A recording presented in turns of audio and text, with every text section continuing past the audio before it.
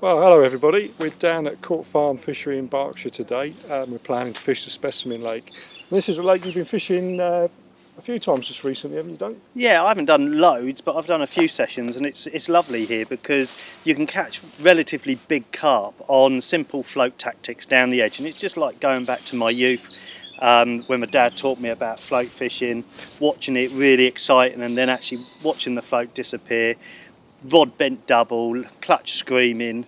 It's just really lovely fishing. Yeah, and so much different really from, fishing with bolt rigs and all the paraphernalia that we tend to get wrapped up in these days. So yeah, we thought we'd come down here, fish slightly different float tactics, different baits, slightly different rigs, which we'll take you through in a bit, and well, we'll see how we get on. It's a lovely sunny day, and what better way to spend it.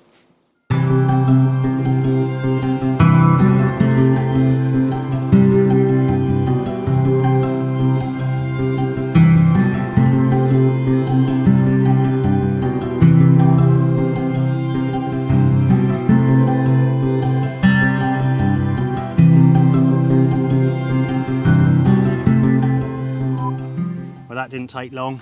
2 casts, first cast had a bite, second cast float sailed away. This one came along, quite a small one for here actually, they're normally about 10 pounds, so I baited a few more marks around the lake, so I'm going to try those and hopefully a few big ones will come along.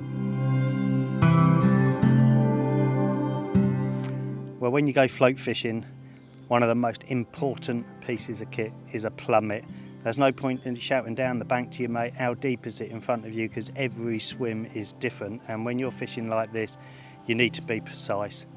A big plummet, just lower it off the rod tip until you feel that thud, and see where the float is, adjust it accordingly, and just make sure that the prawn is just touching bottom or an inch on bottom, and that's about right. But you've got to be precise, don't kind of sit there going, oh, it's about that depth, because that is just not right.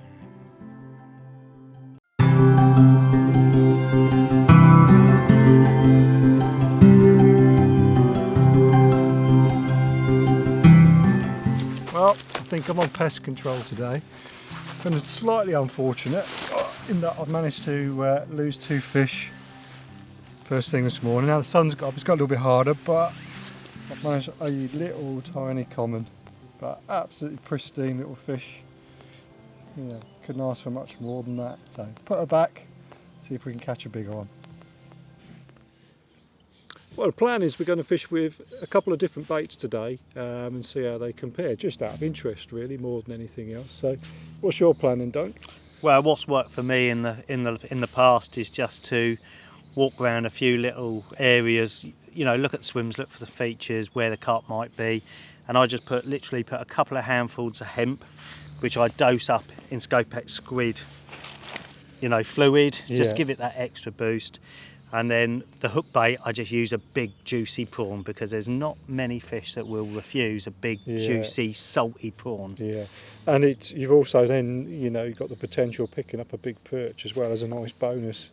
Well, absolutely. Yeah. That's exactly how I stumbled on this actual fishery. I was walking around with a float, with a prawn, looking to catch a big perch, and all of a sudden I'm thinking, this is no perch, and it was just one big carp after another. Right. I've never looked back since, really. Yeah. So, like you say, it'll catch just about anything, wouldn't it? Yeah, I had a tench today as well. They seem to like it. Yeah. A big roach. There's a few of those in here as well. You just never know. Yeah. Well, I'm going to adopt a slightly different approach. Again, using quite a big bait, really, because I want to try and target the carp and not get pestered by the sort of small roach and stuff that are in here. I'm going to use meat, and I've just dyed some up in green. Can give it a bit of Scopex squid flavouring because I like that, and I've just chopped it into slices, and I'll literally just break it up and fish a ragged bit on the hook. Just a cube big enough to cover a size 10 hook's about right. Same with the prawn, really, isn't it? Yeah. When it's quite snaggy around the margins, we're going to be fishing really close in, so we don't want to fish too light. So sort of 8 pound line, something like that, size 10 forged hooks, and there's no points for hooking them and losing them. So you've got to use gear that's man enough to get them out, and hopefully we'll catch a few more. Oh, I'm sure we will. Yeah.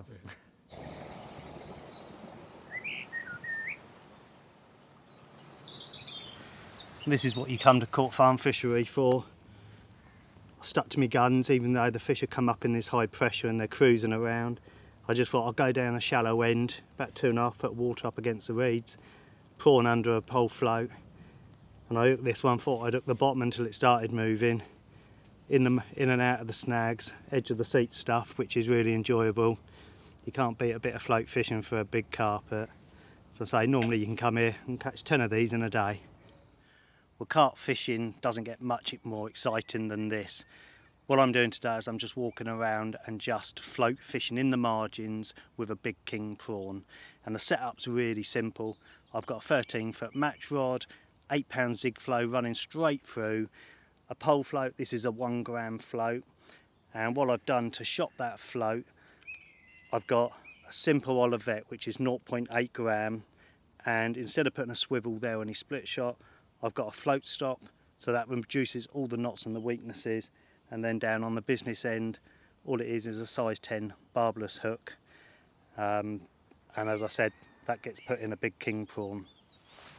Well, I'm planning to fish a little bit different from Duncan today. I'm going to go, I suppose, a little bit more traditional float fishing style, and my plan is just to use, I'm not going to be fishing very far out, literally just off the rod top, and going to fish fairly heavy, so it's quite a lot of sort of overhanging trees and snags in the margins, perfect for margin fishing really. So 8-pound line, size 10 forged hook, and I'm just going to use a straight peacock waggler, proper old school. I'm using a fairly heavy rod. It's sort of a light barbel rod really, so I can give the fish a bit of stick.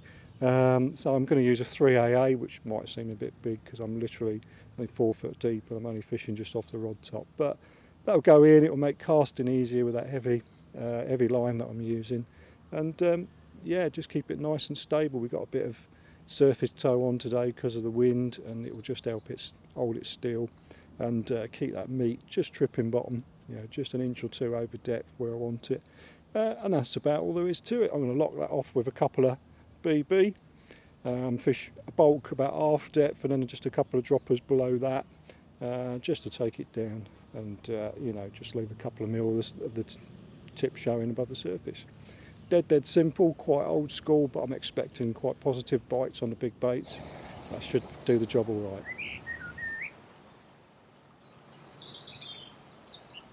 Well, I've been persevering in the swim. I've been baiting all morning, and to be honest, it wasn't really happening, and I spotted a few fish just under the surface on the other side of the lake, so quickly whipped off my end tackle and just tied a hook on, grabbed a bit of bread from my roll, and there you go, 30 seconds later, pretty mirror come up and grabbed it. It was the most active fish out of about half a dozen. She was just swimming around, you know, sucking at all the bits of fluff and stuff on the surface, so it's the obvious fish to go for. And bit of bread, just cast beyond her, very slowly dragged it back into position and wallop straight away. So even though the fish feel really cold, it's quite bright and sunny today, high pressure, and they're up in the water now. So there we go, put this one back, see if we can catch another one before we go home.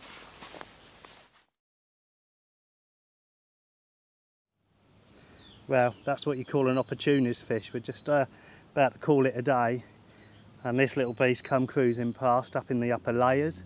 So I just got the Olivetti, pulled the float stop up, dropped the prawn on her nose. She refused it the first time, came back up on the surface as she went out the swim. I dropped it right in front of her nose. I just saw those big old lips come up, suck it in, and that's what happened. She ended up in the end of my net.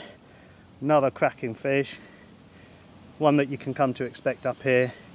As I say, you never know what's going to happen, and that was what you call an opportunist fish. Well, that sun's got really high in the sky now. It's mega high pressure, and a lot of the fish are just cruising around enjoying the sunshine. So I think that's about it for us for today, isn't it, mate? Yeah, we've had the best of it. I mean, this is probably fish the worst I've ever known, but we've still managed to get, you know, half a dozen decent carp out on a almost impossible day. Yeah, it's always the way. You put cameras into the equation, and if something can go wrong, it does. But yeah, we've had an enjoyable morning. had a few on the float, had a couple off the top as well, a couple of opportunist fish. So Yeah, just goes to show, doesn't it? you don't need many on the float. It's just so enjoyable, and it's, you know, it gets the old heartbeat going. So That's it. It just keeps you on your toes. Yeah, doesn't it? if You're you've just got- expecting it you to only bite any second. a few hours fishing, and a perfect place to come. You know, if you want to get a bite or two and just have some, you know, seriously good fishing. Yeah. So you know, I bet for most of us, we've got fisheries like this close to home. You know, lots of double figure carp, great float on, sort of stepped up float tackle. So I hope we've inspired you to try it and have a go, and we'll see you again soon. Thanks for watching.